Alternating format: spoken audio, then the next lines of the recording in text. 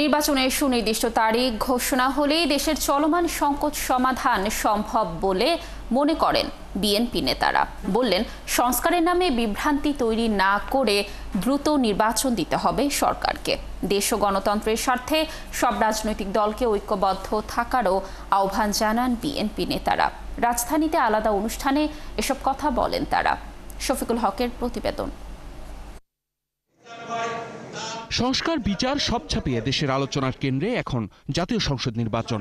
কবে হচ্ছে সেই নির্বাচন তা নিয়েই সরগরম গোটা রাজনৈতিক অঙ্গন। দেশনেত্রী বেগম খালেদা জিয়া এবং প্রিয় নেতা তারেক রহমানের নেতৃত্বে নতুন গণতান্ত্রিক যাত্রা শুরু হবে।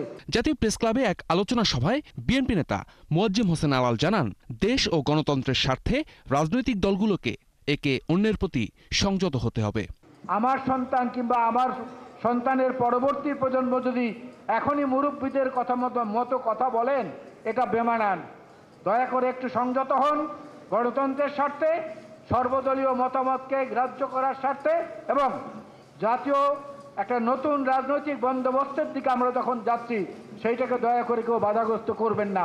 একই অনুষ্ঠানে দলের ভাইস চেয়ারম্যান শামসুজ্জামান দুদু বলেন, আওয়ামী লীগ 100 বছরেও ফিরতে পারবে না। এখন দেশে যেসব সংকট চলছে তা নির্বাচনের তারিখ ঘোষণা হলেই কেটে যাবে বলেও আশাবাদ জানান তিনি। আমি সরকারকে অনুরোধ করব, যত দ্রুত সম্ভব ফেব্রুয়ারি মাসে প্রথমে হোক মাঝে হোক একটি দিন ঘোষণা করতে হবে, একটি তারিখ ঘোষণা করতে হবে। তাহলে এখন যে অস্থিরতা এবং সংকট, আমার মনে হয় অনেক অংশে সেটা কমে যাবে।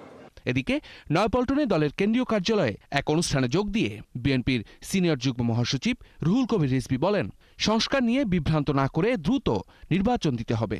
সংস্কার কোনো থাই পর্বতমালার মতো স্থির বিষয় নয়। সংস্কার হচ্ছে এটি একটি গতিশীল ব্যাপার, কিন্তু ওটাকে মূলনীতির মধ্যে নিতে হবে। আগে সংস্কার ইত্যাদি ইত্যাদি কথা বলে এটা তো বিভ্রান্তি দিচ্ছে, এটা তো বিভ্রান্তি তৈরি হচ্ছে। কেন এই জিনিসটা আপনারা এইভাবে জনগণকে বিভ্রান্ত করার চেষ্টা করছেন? এটা না করে আমরা যেটি বলেছি, জনগণের ক্ষমতা জনগণকে ফেরত দেন, এটাই সবচেয়ে বড় কাজ। এ সময় ষড়যন্ত্রকারীদের রুখে দিতে সবাইকে সতর্ক থাকারও আহ্বান জানান এই বিএনপি নেতা। মুখের কথা নয়, সামনে সেপ্টেম্বর অক্টোবর মাসে দুর্ভিক্ষ হয় কিনা এটা এখন মানুষের মনে মনে। শফিকুল হক, ৭১, ঢাকা।